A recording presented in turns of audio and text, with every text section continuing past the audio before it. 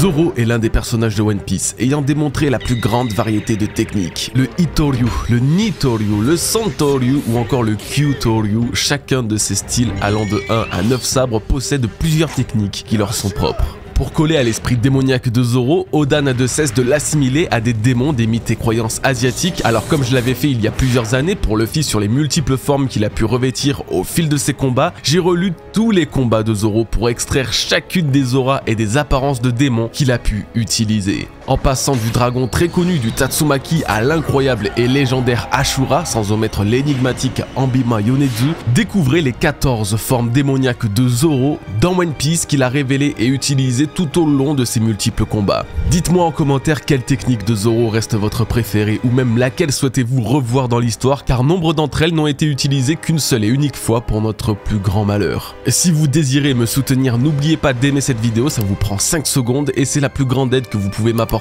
Abonnez-vous également pour ne rater aucune des futures reviews et théories sur l'univers de One Piece. Merci les bros et commençons. Non mais franchement, pourquoi les personnages de One Piece ne portent pas plus de bijoux? Ok, Zoro il a des boucles d'oreilles, c'est stylé, mais les autres? Sanji a minimum 4 color spread avec des bagues lui foutant un flow monumental et même Luffy porte des bracelets qui le propulsent direct au charisme d'un roi des pirates. Moi je pense qu'il est l'heure de foutre un petit coup de Holzkern dans tout ça, on va pas se mentir. Holzkern est une marque de bijouterie pour hommes et femmes vous offrant un choix énorme de montres, lunettes de soleil, bagues et unicases. Et ils sont uniques, car fabriqués à partir de matériaux naturels comme le bois, offrant à chaque fois et pour le même bijou un rendu différent et singulier. C'est aussi ce qui explique pourquoi leurs produits sont fabriqués en si petite quantité, précisément pour répondre aux normes de qualité élevées qu'ils s'imposent, comme avec la certification FSC, un label garantissant l'utilisation d'un bois qui n'est pas issu de déforestation, et ça fait plaisir. Et on a de la jugeote chez Holzkern, car Holzkern signifie justement noyau de bois en allemand, marquant encore plus l'amour qu'il porte à ce magnifique matériau. Je parle beaucoup du bois, mais ce n'est pas le seul matériau naturel utilisé, et des pierres précieuses, des plumes de paon ou même des feuilles ornent leurs magnifiques bijoux, offrant au passage une garantie de 2 ans sur tous les produits de leur site. Un site qui célèbre d'ailleurs le Black Friday comme il se doit, avec jusqu'à 30% de réduction en cliquant sur mon lien en description ou en commentaire épinglé. Mais attention, ça ne va pas durer longtemps. L'occasion est parfaite pour vous de sauter le pas et vous faire plaisir ou faire plaisir à vos proches. Moi je reviens, je vais voir avec Oda s'il peut pas customiser l'équipage de Luffy et Luffy lui-même, ça leur fera pas de mal. Comme je l'ai dit en introduction, cette vidéo répertoriera absolument toutes les formes et les auras démoniaques utilisées par Zoro dans ses techniques, et j'ai relu absolument tous ses combats spécialement pour l'occasion. Mais concrètement, c'est quoi les auras démoniaques de Zoro? Ce sont des cases bien précises du manga où Zoro utilise une de ses techniques, principalement du style à 3 sabres, et qui laisse apparaître derrière lui l'aura d'un animal, qu'il soit légendaire comme le dragon ou mystérieux comme un yokai. Ce sont des formes utilisées par l'épéiste dans certaines techniques bien précises. Alors ça pourrait être banal si c'était un autre personnage que Zoro. Or, le futur plus grand épéiste du monde est intimement lié aux incarnations de démons dans son univers, que ce soit dès sa première mention dans l'œuvre, les gens pensent de lui que c'est un démon ayant pris forme humaine, ou quand il confirme les rumeurs en prenant l'aspect d'Ashura aux 3 têtes et 9 bras, un dieu démon d'après Kaku. Vous verrez, il y a un vrai mystère derrière ces incarnations et nous allons le voir tout de suite avec la première de ces formes qui est également l'une des plus connues.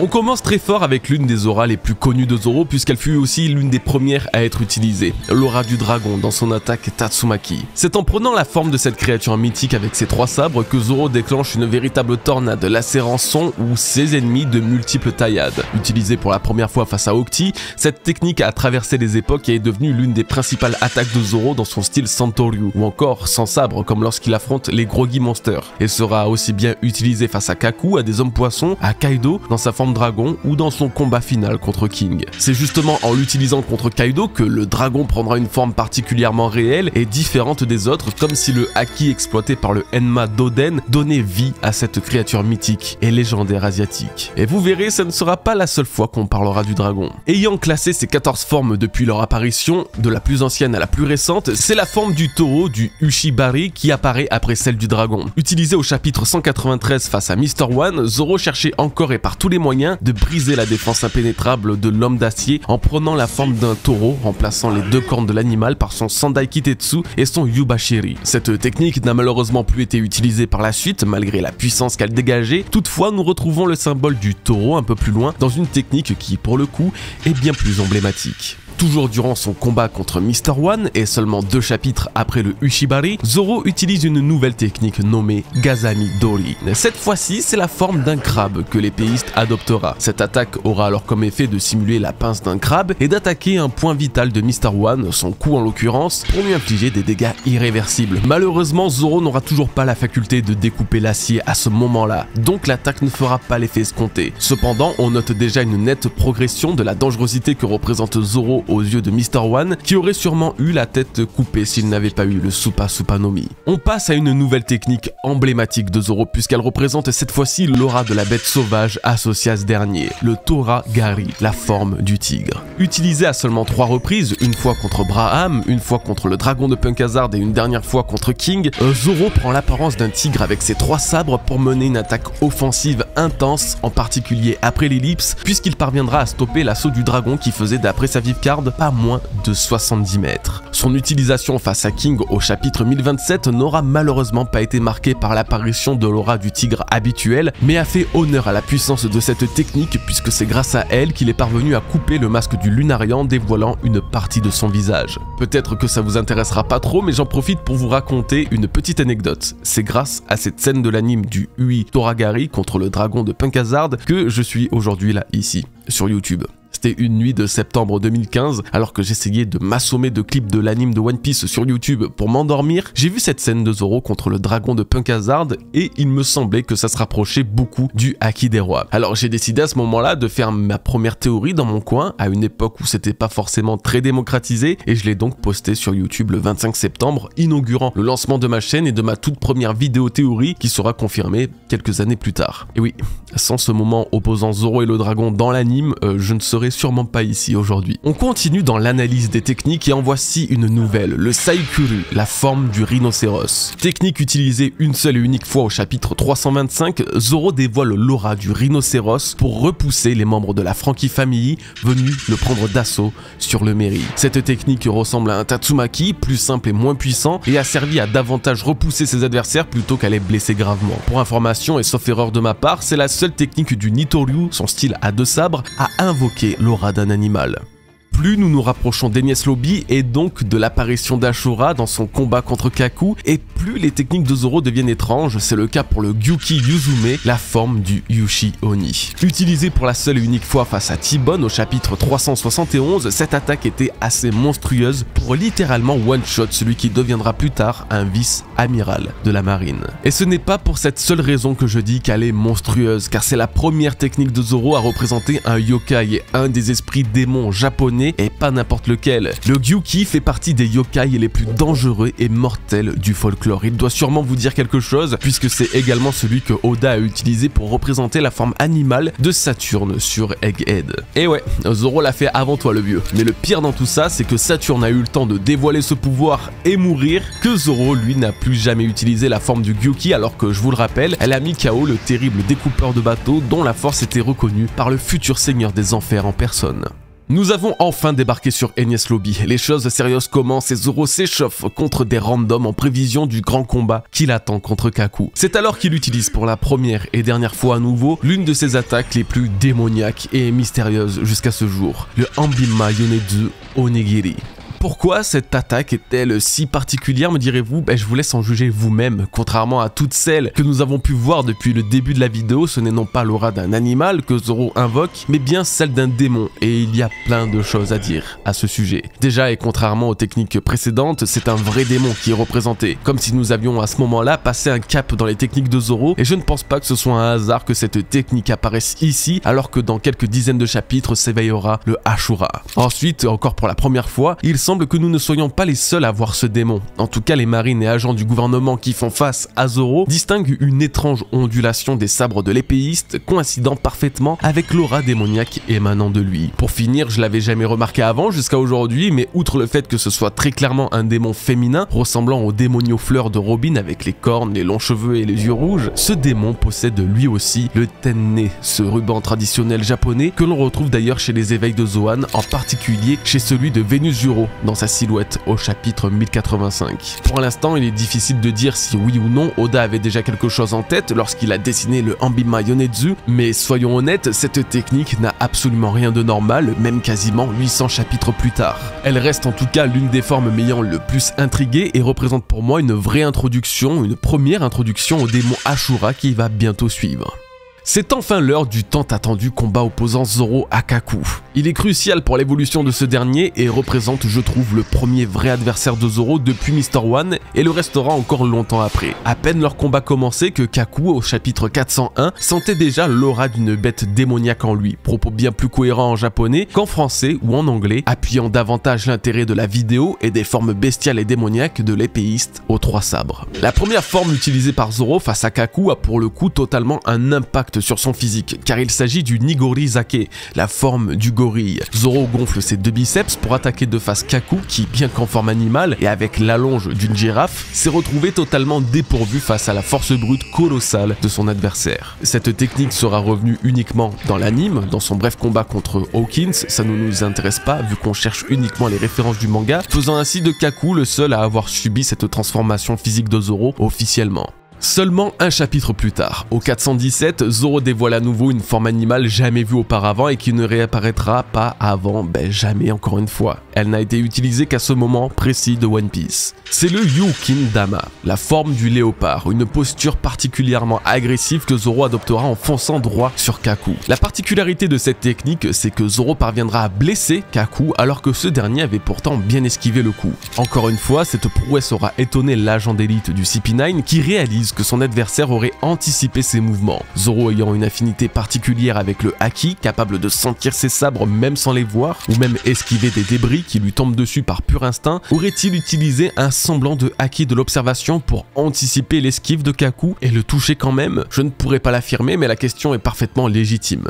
Il est enfin l'heure de parler de l'un des plus gros morceaux de cette vidéo, vous l'attendiez tous, voici la forme démoniaque d'Ashura. Utilisée à seulement 3 reprises dans le manga, la première fois face à Kaku au chapitre 417, suivi d'une deuxième fois face au PX Force sur Sabaody au chapitre 510, il faudra à nouveau attendre 500 chapitres supplémentaires pour voir le Zoro que l'on connaît actuellement avec toute sa puissance invoquer cette forme démoniaque. Cette fois, ce n'est pas contre un adversaire qu'il parviendra à vaincre, Kaido au 100 bêtes, l'un des plus puissants personnages de One Piece, a subi cette attaque de plein fouet, sans peine, ou presque. Ce 1010e chapitre de One Piece nous a confirmé à travers les mots de l'empereur l'utilisation inconsciente du haki des rois de Zoro dans son attaque, laissant une plaie béante sur le corps de celui qui ne fut autrefois marqué que par Kozuki Oden. Zoro est parvenu à faire ce que seul le plus illustre samouraï de Wano de son temps avait réussi grâce à Ashura. Mais quelle est réellement cette technique? Qu'est-ce que cache cette incarnation démoniaque? Est-ce réel ou de la pure illusion? Eh bien, un peu des deux. Chopper et Brook ont bien vu Zoro se multiplier face au pacifista et Kaku lui-même percevait un démon, alors ça doit sûrement être le cas. Mais c'est probablement dans le haki que se cache le plus grand secret du Ashura, puisque Kaku, toujours au chapitre 417, disait une chose cruciale pour notre compréhension de cette technique. Sa détermination est si forte qu'il parvient à modifier son apparence. Voilà comment Zoro change de forme avec sa détermination. Sauf que la détermination, c'est pas un terme anodin dans One Piece et dans sa traduction en japonais, la langue dans laquelle Oda cache l'intégralité des secrets de son œuvre, puisque c'est littéralement la définition du haki. Le haki a plusieurs traductions différentes, dont l'ambition, volonté, vigueur ou même, détermination. Confirmant au passage les mots de Rayleigh au chapitre 597 disant que le pouvoir du haki tire sa puissance de la détermination d'un personnage. Kaku utilise donc ce terme ainsi que le kanji du ki dans sa version originale, définissant la force vitale, l'énergie émanant d'une personne. Pour condenser toutes ces informations, c'est grâce à son énergie intérieure, son aura et sa volonté que Zoro est parvenu à manifester l'entité démoniaque d'Ashura. Et le chapitre 1010 peut encore apporter une cohérence à ce propos puisque c'est après avoir été frappé par Ashura que Kaido reconnaîtra le haki des rois de Zoro, une forme de haki que ce dernier éveillera totalement face à King. Donc Ashura serait une manifestation du haki de Zoro, plus précisément du haki des rois, déjà au chapitre 417. Finalement, le plus fou avec cette technique, c'est que Zoro est devenu une divinité avant même que Luffy ne se soit révélé en tant que Nika, le dieu du soleil, puisque les Ashura sont des dieux démons aux bras et visages multiples dans la croyance japonaise. Ce sont des guerriers qui ne cherchent que la perfection perfection, à devenir meilleur que tous les autres, et ils prennent cette forme lorsqu'une personne morte renaît dans le royaume Ashura-Do, donc le royaume des Ashura. Sous cette forme, Zoro est littéralement à la fois un dieu et un démon, marquant davantage le caractère si spécial, si particulier de cette technique à 9 sabres.